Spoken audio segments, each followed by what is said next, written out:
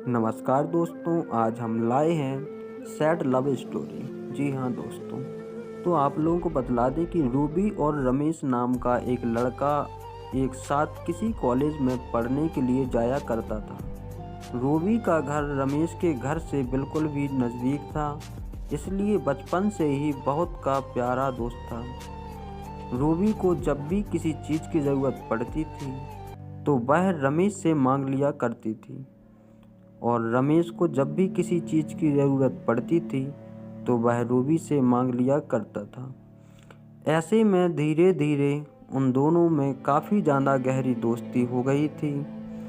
अब रूबी और रमेश जहाँ भी जाता दोनों एक साथ जाया करता था। वह जब भी स्कूल में पढ़ाई कर रहा था तो दोनों साथ ही स्कूल में पढ़ते थे, और जब दोनों कॉलेज गए तो दोनों साथ में ही पढ़ाई कर रहे हैं। धीरे धीरे रमेश को रूबी की आदत लगने लगी थी, और हर रूबी को भी रमेश की आदत लगने लगी थी। दोनों के मन में कुछ और चल रहा था, लेकिन दोनों ने कभी किसी को एक दूसरे को इस प्रकार से ना ही सोचा समझा था और ना ही बातचीत किया थी। वह तो एक दूसरे को बस अच्छा दोस्त मानते थे, लेकिन दोनों के दिल में तो कुछ और ही था। लेकिन वह दोनों एक दूसरे को कुछ भी नहीं कह सकते थे। धीरे धीरे दोनों में ज़्यादा गहरी दोस्ती हो जाती है। रूबी को हमेशा लगता था कि रमेश उसके लिए पूरी ज़िंदगी भर हाजिर रहेगा, किसी भी काम के लिए। इसी कारण से वह जब भी कोई मुसीबत में पड़ जाती थी तो यह तो रूबी को कोई काम होता था तो तुरंत ही रमेश को घर में बुला लेती थी काम करने के लिए। रमेश तुरंत ही खुशी खुशी उसके घर आकर उसका सारा काम कर दिया करता था। रूबी सोच रही थी कि रमेश, तू मेरा परम मित्र है, यह पूरी ज़िंदगी भर मेरी ऐसी ही सेवा करते रहेगा।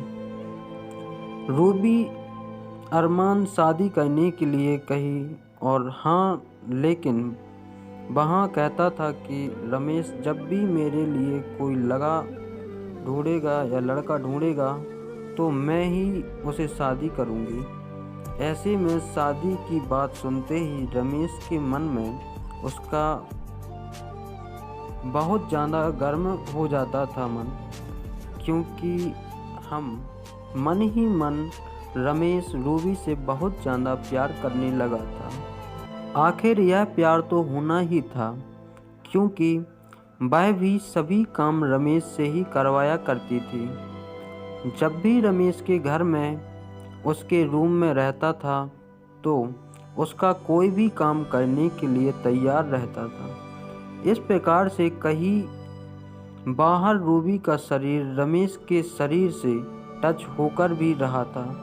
आखिरकार रमेश भी एक लड़का था, वह किसी लड़की का इस पर कैसे बर्दाश्त कर सकता था। रूबी जब मन करे तब रमेश को गले लगा लिया करती थी और उसे उसके साथ खेलने पर मजबूर कर दिया करती थी।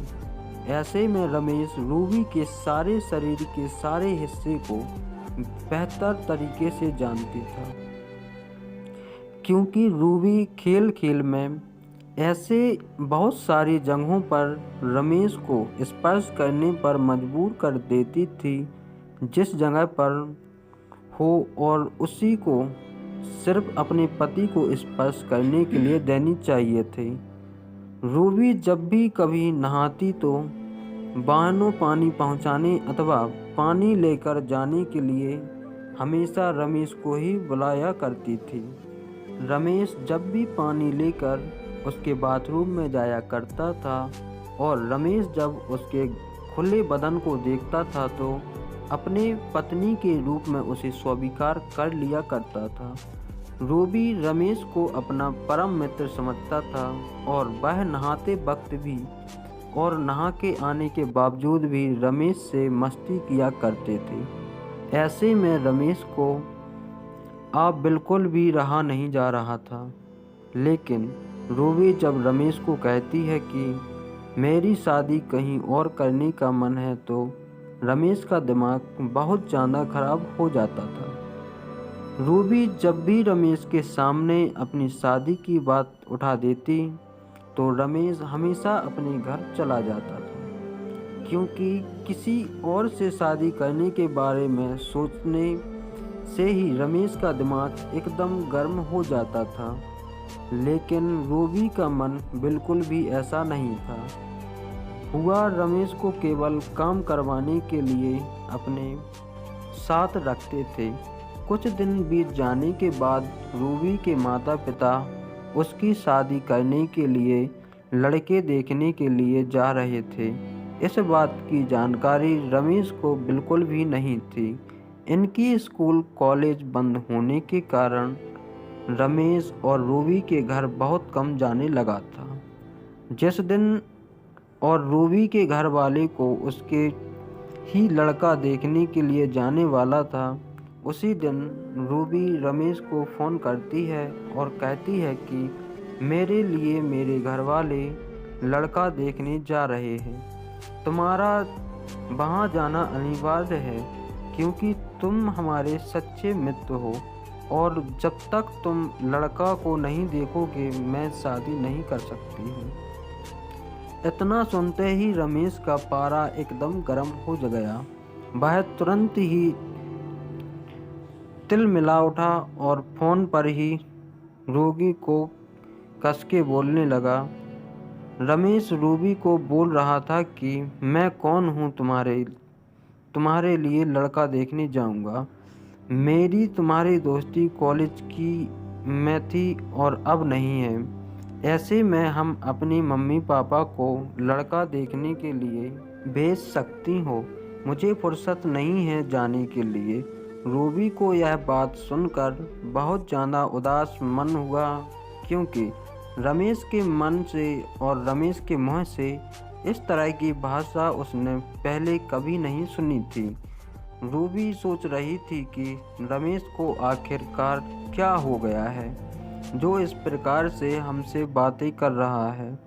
आखिरकार रूबी के माता पिता उसका लड़का देखने के लिए घर से निकल जाते हैं। उसके बाद उधर से आते हैं, वहाँ पर रिश्ता फाइनल कर लेते हैं। रूबी के माता पिता घर आते ही रूबी से कहती हैं कि तुम्हारा शादी मैंने फाइनल कर दिया है।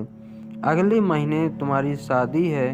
अब शादी की तैयारियां शुरू कर दो, क्योंकि 1 महीने किस तरह बीत जाएंगे किसी को पता नहीं चलने वाली है। यह बात सुनकर रूबी बहुत ज़्यादा खुश हो जाती है और तुरंत ही फ़ोन लगाकर रमेश को कहती है कि मेरी शादी अगले महीने फिक्स हो गई है। तुम शादी के बाद दिन पहले से ही मेरे घर पर रहोगे और यहाँ का सारा काम देखना होगा। इतना सुनते ही रमेश को बहुत ज़्यादा गुस्सा आता है। वह बिना कुछ बोले फ़ोन को काट देता है। आखिरकार शादी भी नज़दीक आ गई थी। शादी में आप सिर्फ 1 सप्ताह ही बाकी था। उधर रूबी के घर वाले रमेश को कहा ना जाना बहुत ही कम हो चुका था। रमेश बिल्कुल भी रूबी के घर आने के लिए पसंद नहीं करता था।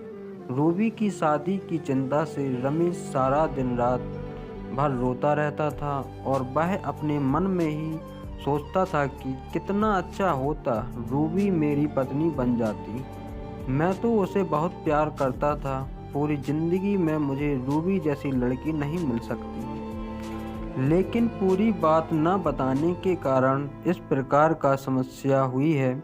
अगर मैं पहले ही बता देता कि रूबी से प्यार करता हूँ, उसके बाद हो सकता था कि उसके माता पिता हमारी शादी के लिए राज़ी हो जाएं। लेकिन अब तो रूबी की शादी फिक्स हो गई है। अब तो कुछ भी नहीं हो सकता है।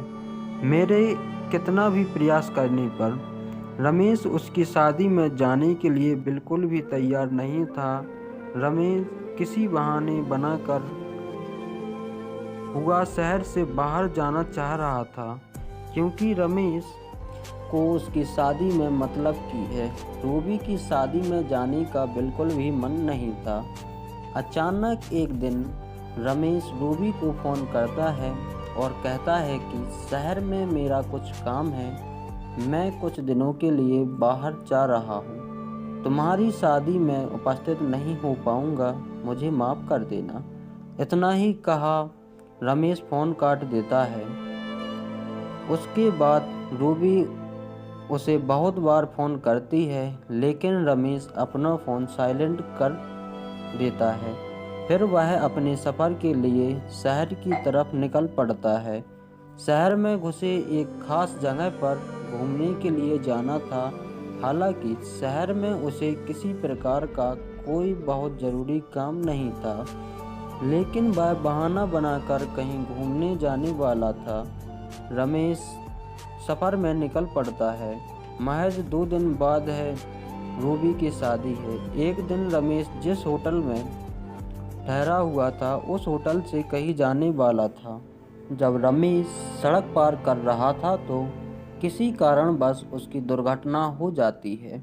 मौके पर बहुत सारे लोग और पुलिस वाले वहां पहुंच जाते हैं और रमेश को उठाकर हॉस्पिटल लेकर जाते हैं, लेकिन दुर्भाग्य का था कि रमेश की जान नहीं बच पाती है और वह भगवान को प्यारा हो जाता है। इसी तरह से रमेश का प्यार अधूरा रहता है। उधर रूबी की शादी धूमधाम से हो जाती है और वह अपने परिवार को लेकर और अपनी शादी को लेकर बहुत ज़्यादा खुश रहती है। बीच बीच में कभी कभी रमेश की याद आती थी, लेकिन फिर भी रमेश के ना होने के कारण वह उसे कुछ दिनों में ही भूल गई थी। लेकिन रमेश बिल्कुल भी ऐसा नहीं था। वह भगवान के पास जाकर भी रूबी का हमेशा के लिए इंतज़ार कर रहा था। आज की इस सैड लव स्टोरी आपको रुला देगी। आपको कैसी इससे निष्कर्ष मिला या क्या आपको इससे सीख मिली, कमेंट बॉक्स के माध्यम से ज़रूर बतलाएं। और हमारे चैनल के माध्यम से आप लोगों के तक ऐसी ही स्टोरी लेके आते रहते हैं, तो चैनल को सब्सक्राइब कर लें, बेल आइकन को प्रेस कर लें। धन्यवाद साथियों, मिलते हैं ऐसी ही न्यू स्टोरी के साथ।